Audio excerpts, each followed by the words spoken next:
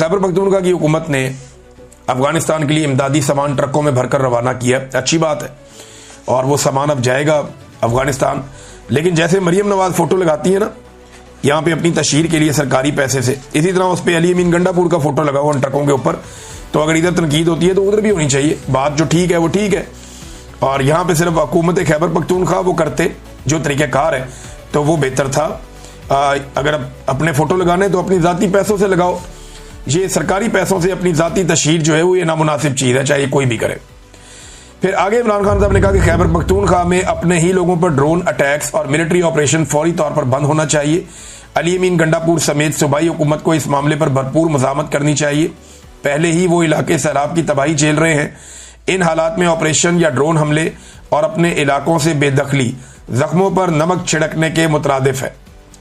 मेरी हदायत की रोशनी में तहरीक इंसाफ का ज़िमनी इंतखाबात के बाइकआउट का फैसला काबिल तहसीन है। कागजात नामजदगी वापस लेने वाले उम्मीदवारों भी दाद के मुस्तहिक हैं। जिन अरकान ने असम्बली की कमेटियों से इस्तीफ़ा दिया वो भी काबिल तारीफ़ हैं। इनको ये भी हदायत करता हूँ कि अगर इनके ज़ेर इस्तेमाल कोई गाड़ी या मुराद है तो चाबियाँ वापस करें और फौरी तौर पर मुराद वापस करें। पेशावर जलसे की हतमी तारीख का फैसला सितंबर में ही सैलाब की सूरत हाल देख कर मुशावरत से किया जाए। 3 साल जुल्म और जबर सहने और हक पर होने के बावजूद मैंने मुल्की मफाद में मुज़ाकरात की बात की, मगर मुझ समेत मेरे ख़ानदान से सियासी इंतकाम की इंतहा कर दी गई। हमारे लोगों पर सीधी गोलियां चलाई गईं और पार्लियामान में हमारे अपोजिशन लीडर को नाअहल कर दिया गया। इसके बाद मुज़ाकरात की गुंजाइश बाकी नहीं रहती। ये मुझ समेत मेरे ख़ानदान में से जिस मर्जी को कैद कर दें, मैं अपने मौक़िफ़ से पीछे नहीं हटूंगा और ना ही इनके आगे झुकूंगा। साबिक वज़ीर आज़म इमरान खान की अडयाला जेल में गुफ्तगू। ये जी इमरान खान साहब का ट्वीट आया जिसमें उन्होंने वो सारी बातें की हैं जो मैंने अभी आपके सामने रखी। अब मैंने आपसे कहा था कि एक्सटेंशन के मामला हल होने तक कोशिश की जाएगी कि इमरान खान साहब के कोई अब स्टेटमेंट मजीद बाहर ना आए, रंग में भंग ना पड़ जाए। तो इसमें नाज़रीन मेरी खबर की तस्दीक की है राना सनाउल्लाह साहब ने। खबर के एक हिस्से की तो तस्दीक उन्होंने कर दी है कि जो मरी का एक, यानी पहले लंदन प्लान था, अब मरी प्लान है, तो मरी प्लान वाकई हुआ है। कुछ लोगों ने आकर शरीफ खानदान के लोगों से मुलाकात की है और कुछ चीज़ें तय पाई हैं, ये बात तो हुई है वहाँ पे। अब राना सनाउल्लाह साहब ने इसकी तस्दीक कर दी है। अब तसलसल है जी, एक्सटेंशन की तो तस्दीक हो गई कि एक्सटेंशन होने जा रही है। जिन शराइत पे होने जा रही है जो मैंने आपको बताई थी वो आप आने वाले दिनों में देख लेंगे। खबर का वो हिस्सा भी आपको साबित हो जाएगा कुछ अर्से में। तो एस्टेब्लिशमेंट ने ऐसा लगता है कि हामी भर ली है नवाज शरीफ साहब की शराइत पर कि ठीक है आप दे एक्सटेंशन, फिर बाकी काम करते हैं। इस पर राना सनाउल्लाह साहब ने बड़ी खुशी खुशी ये खबर सुनाई है और उन्हें लगता है कि इससे वो इमरान खान को और सिस्टम को काबू कर लेंगे। तो देखते हैं वो क्या करते हैं। अब आ जाए नाजरीन फ्लड्स की तरफ। सैलाब ने तबाही फेरी हुई है पूरे पंजाब के अंदर और ये तबाही अब सिंध की तरफ बढ़ती जा रही है। पाकिस्तानियों को विजिलेंट होना पड़ेगा। मेरी तमाम जो हमारी तंजीमें थी जो हमारे साथ काम कर रही थी उन सब से मेरी गुजारिश है कि तगड़े हो जाएं। मैं भी आपके साथ शामिल होने जा रहा हूँ इस मरतबा फिर से सैलाब मुतासरीन की मदद के लिए। मुझे बहुत सारे लोगों ने टेलीफोन कॉल्स की, बहुत सारे लोगों ने रब्ता किया। उन्होंने कहा जी हमें आप पे भरोसा है, आपने पहले भी काम किया, आप लोग फिर काम करें। तो मेरे साथ लगभग उस वक्त कोई 400 के करीब लोग काम कर रहे थे। उन तमाम नौजवानों को भी मैं यहाँ से पैगाम दे रहा हूँ कि तगड़े हो जाएं और तैयारी कर लें। हम बहुत बड़े पैमाने पर सैलाब मुतासरीन की मदद करने जा रहे हैं और उसका आगाज़ मैं, क्योंकि पाकिस्तान तो अभी नहीं आ सकता, वो सिचुएशन आप जानते हैं और मुझे सब ने मना किया है कि आपने पाकिस्तान नहीं आना, आप आएंगे आपको पकड़ लेंगे, फिर सैलाब आपका अंदर ही उधर जाएगा। लिहाजा बाहर से मैं यहाँ पे आप लोगों के लिए फंड रेजिंग करूँगा। मुझे कुछ NGOs जो बहुत अच्छा काम करती हैं, जिन्होंने बेहतरीन पाकिस्तान के अंदर और दुनिया भर में काम किया, गजा में काम किया, अफ्रीका में काम किया, दुनिया के कई ममालिक में काम किया, उन NGOs ने मेरे से रब्ता किया है। उनमें से कुछ को हमने शॉर्ट लिस्ट किया है। उनके साथ मिलकर हम यहाँ से फंड रेजिंग करेंगे और पाकिस्तान में सैलाब मुतासरीन की मदद के लिए जो हमसे हो पाएगा वो हम करेंगे। इससे पहले अपनी ज़ाती कैपेसिटी में हम कुछ थोड़ा बहुत कर रहे थे, लेकिन वो आटे में नमक के बराबर भी नहीं है। यानी हम एक इंडिविजुअल कैपेसिटी में आप बहुत थोड़ा सा काम कर सकते हैं। तो अब मैं आप सबको दावत देने जा रहा हूं कि आप सब इसका हिस्सा बन जाएं। बहुत जल्दी हम बहुत सारी चीज़ें अनाउंस करेंगे।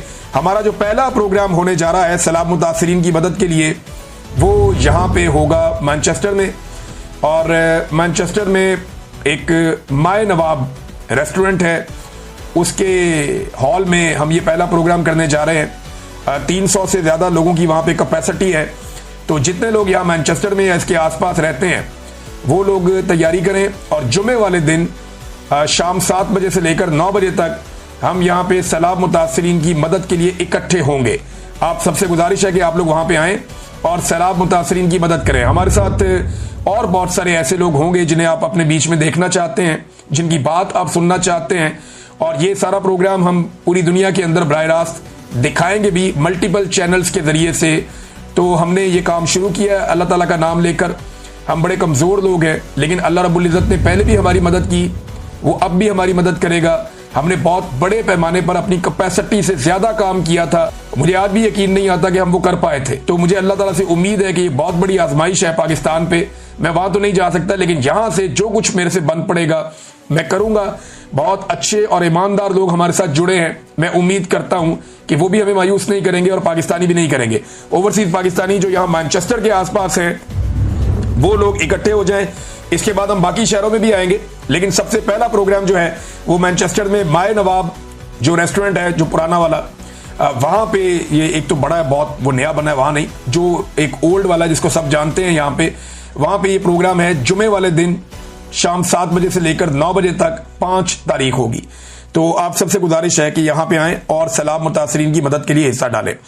भारत से बहुत बड़े पैमाने पर पानी अभी पाकिस्तान में दाखिल हो रहा है, लगातार दाखिल होता चला जा रहा है, और जो इतलात हैं इस हवाले से वो मैं आपके साथ शेयर करता हूँ।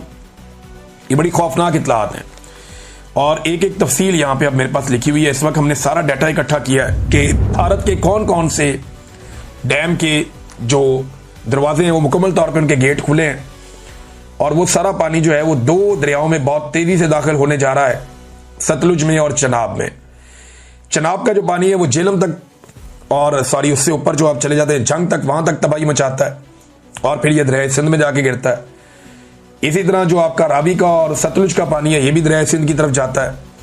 रावी ने जो कुछ किया वो आपके सामने है। रावी में लगातार पानी की जो सतह है वो बार बार बुलंद होती है, और अभी मजीद पानी का एक रैला रावी में दाखिल होने जा रहा है। जबकि सतलुज के हालात बताए जा रहे हैं कि सबसे ज़्यादा खौफनाक हैं।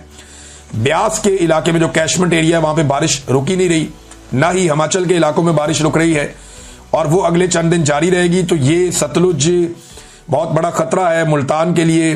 जो कुछ मुजफ्फरगढ़ में हो रहा है वो आपके सामने, और कसूर से ऑनवर्ड जनूबी पंजाब तक ये तबाही फैलाता हुआ जा रहा है, और आगे ये पानी अभी जनूबी पंजाब और फिर सिंध में दाखिल होगा। जब ये सिंध के अंदर, क्योंकि देखें कल से ये पानी, यानी आज के दिन से ही आप ये समझ लें कि अब ये सिंध के अंदर दाखिल होना शुरू हो जाएगा। अब यहाँ सिंध में पानी बढ़ेगा। पाकिस्तान कैसे मैनेज करता है ये बहुत इंपॉर्टेंट है। कौन से बंद तोड़े जाते हैं, बैराजों को कैसे बचाया जाता है, जो आपके हेड्स हैं उनको कैसे बचाया जाएगा, और पानी से कैसे निपटा जाएगा, ये बहुत इंपॉर्टेंट है। दरियाए सिंध जो है उसकी अपनी हालत तकरीबन उतनी ख़राब नहीं है। अगर खुदा न खास्ता इस वक्त पाकिस्तान के बलाई इलाकों में या अफगानिस्तान साइड के ऊपर ज़्यादा बारिशें होती हैं और दरियाए काबुल, दरियाए कुनहार और यहाँ से पानी दरियाए सवात से आता है, तो फिर सूरत हाल मज़ीद ख़राब हो सकती है। क्योंकि एक दिन पहले ये भी रिपोर्ट हुआ कि दोबारा से खैबर पख्तूनख्वा के जो अपर एरियाज़ हैं वहाँ पे एक मरतबा फिर बुनेर में बड़ी शदीद बारिश और बहुत तेज़ पानी का एक फ्लो आया है, और वहाँ पे वार्निंग्स भी जारी की गई हैं, ऐलानात भी किए गए हैं। तो ये सिचुएशन खुदा न खास्ता बनी तो फिर काबू